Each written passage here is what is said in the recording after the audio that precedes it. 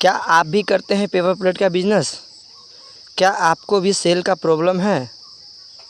क्या आप भी चाहते हैं अपना सेल डबल करना? तो कोई बात नहीं, इस वीडियो को लास्ट तक ज़रूर देखें। हम आपको आज इस वीडियो में बताने वाले हैं कि कैसे आप अपने बिज़नेस को ऊंचाइयों तक ले जा सकते हैं और कैसे आप अपने बिज़नेस में सफल हो सकते हैं और कैसे आप अपने बिज़नेस को ज़्यादा ग्रो करा सकते हैं और कैसे आपके पास सेल बढ़ेगा। तो वीडियो को लास्ट तक ज़रूर देखें। ये सारी बातों को हम आज डिस्कस करेंगे, क्लियर करेंगे इस वीडियो में। तो हेलो दोस्तों, नमस्कार। आप सबका फिर से आज बहुत बहुत स्वागत है मेरे यूट्यूब चैनल पे। दोस्तों, आज फिर से हम आप सबके लिए बहुत ही बेहतरीन वीडियो लेकर के आए हैं जो कि आप लोग को बहुत पसंद आएंगे। ख़ास करके ये उन लोगों को ज़्यादा पसंद आएंगे जो लोग इस बिज़नेस में नए हैं, जो लोग इस बिज़नेस के बारे में कुछ भी उनको नहीं पता है ABCD के बारे में, और कैसे इस बिज़नेस को किया जाए और किस तरीके से बिज़नेस में वो ग्रो कर सकते हैं। आज हम इसी टॉपिक के बारे में डिस्कस करेंगे। तो प्लीज़ वीडियो को एंड तक बने रहें, और अगर आप हमारे चैनल पर नए हैं तो प्लीज़ हमारे चैनल को सब्सक्राइब जरूर करें, साथ ही बेल आइकन को जरूर प्रेस करें, जिससे कि जब भी हम इस तरह का वीडियो अपलोड करें वो सबसे पहले आप तक पहुँचे। तो दोस्तों, इस बिज़नेस को लोग करने के लिए बहुत ही एक्साइटेड हो जाते हैं, बहुत ही ज़्यादा अंदर से मोटिवेट होकर और इस बिज़नेस को करते हैं। और जब इस मशीन को लगा लेते हैं, इस बिज़नेस को स्टार्ट कर लेते हैं और उनका सेल जब नहीं होता है तो वो डिमोटिवेट हो जाते हैं और फिर उनको परेशानियों का सामना करना पड़ता है। तो आखिर में ये होता क्यों है? क्यों लोग मशीन लगाने के बाद फिर बेचने को परेशान हो जाते हैं, या फिर मशीन लगाने के बाद उनका सेल नहीं हो पाता है जिस हिसाब से वो चाहते हैं, जिस हिसाब से वो सोच के वो इस मशीन को काम करते हैं, इस बिज़नेस को स्टार्ट करते हैं, जो चीज़ सोच के वो नहीं हो पाता मशीन लगाने के बाद। क्यों? क्योंकि वो मशीन लगाते वक्त वो कुछ बेसिक जानकारियों को वो नहीं देखते हैं, नहीं बेसिक जानकारी के बारे में समझते हैं और मशीन को लगा लेते हैं। वो लगाते हैं यूट्यूब पे देखा देखी, यूट्यूब पे देख के या फिर आस पड़ोस में देखा देखी लगाते हैं। तो ऐसे लोग कभी सक्सेस नहीं हो पाते हैं। ऐसे लोग होते हैं सक्सेस कब? जब उनके पास एक कोई अच्छे गाइड करने वाला हो, अच्छे से ट्रेनिंग देने वाला हो, जब वो सक्सेस हो पाते हैं ऐसी स्थिति में। तो आज हम आपको बताएंगे कि कैसे आप भी अपने बिजनेस में ग्रो कर सकते हैं। तो पहला नंबर, आपको क्या करना है, आपको रेट निकालने आना चाहिए जो कि जेन्युइन रेट हो, मार्केट से थोड़ा कम ही हो, ज़्यादा ना हो। क्योंकि अगर यदि आपका रेट मार्केट से ज़्यादा है तो कोई आपको पूछेगा नहीं, और अगर यदि आपका रेट मार्केट से कम होगा तो आपको हर कोई पूछेगा, और आपके पास पार्टी भी ज़्यादा आएंगे, कस्टमर भी ज़्यादा आएंगे और आपका काम भी बढ़ जाएगा। तो इस बिज़नेस को करने के लिए आपको 3-4 चीज़ों का ध्यान रखना पड़ता है। पहला तो है रेट का, कि जो आप रेट निकालते हैं वो एक जेन्युइन रेट होना चाहिए। दूसरा है क्वालिटी। क्वालिटी आपको एक से एक क्वालिटी होना चाहिए, जिससे कि आप अपनी क्वालिटी के ऊपर आप कहीं भी कंपटीशन कर सकते हैं। और तीसरा है क्वांटिटी। क्वांटिटी जो आप दुकानदार को बोलते हैं वो होना चाहिए। क्वांटिटी में 2 चीज़ होता है, अभी हम वीडियो के एंड तक में सारी बातें बता देंगे। इन 3 बातों का ध्यान रखना होता है, और ये 3 बातों में किन किन चीज़ों का ध्यान रखना होता है ये हम आपको अब बताते हैं।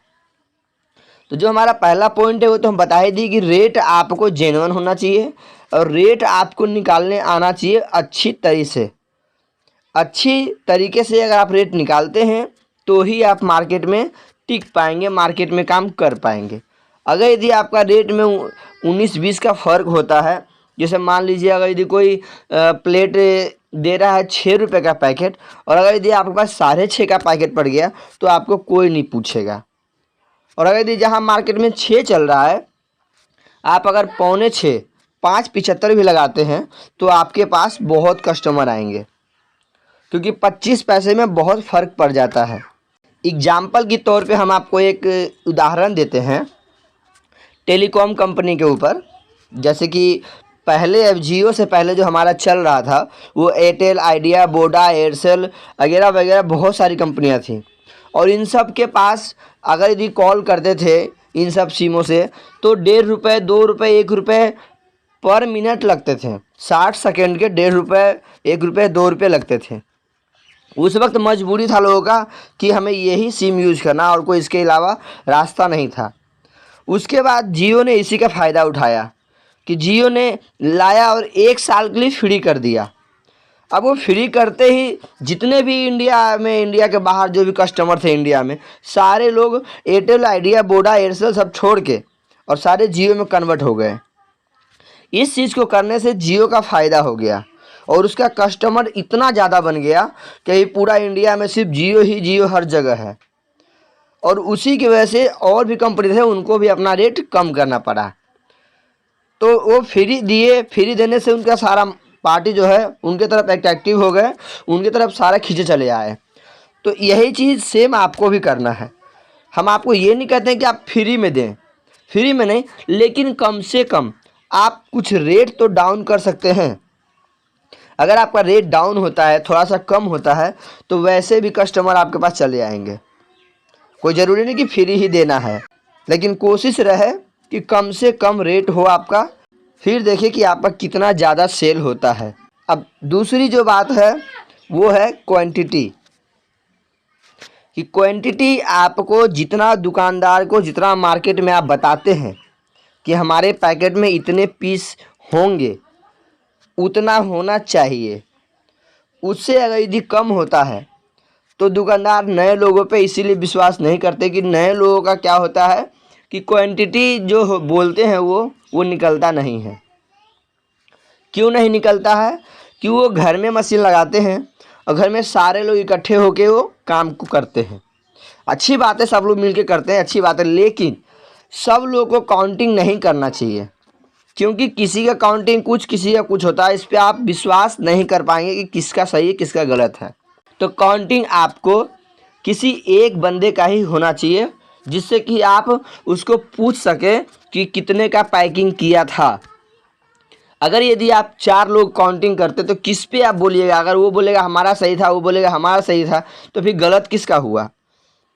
तो इसलिए अगर आप एक बंदा कोई भी काउंटिंग करते हैं तो वो ज़्यादा अच्छा होता है। और काउंटिंग के बाद दूसरा जो है क्वालिटी में ही ये भी आता है कि आपका जो पीस आप डालते हैं पैकेट में, 20 पीस हो या 25 पीस हो या 50 पीस हो या चाहे जितना भी हो आपका, उसमें आपको ये चीज़ ध्यान रहे कि ज़्यादा उसमें कटा फटा ना हो। क्योंकि अगर यदि कटा फटा ज़्यादा होता है तो कस्टमर नाराज़ हो जाते हैं।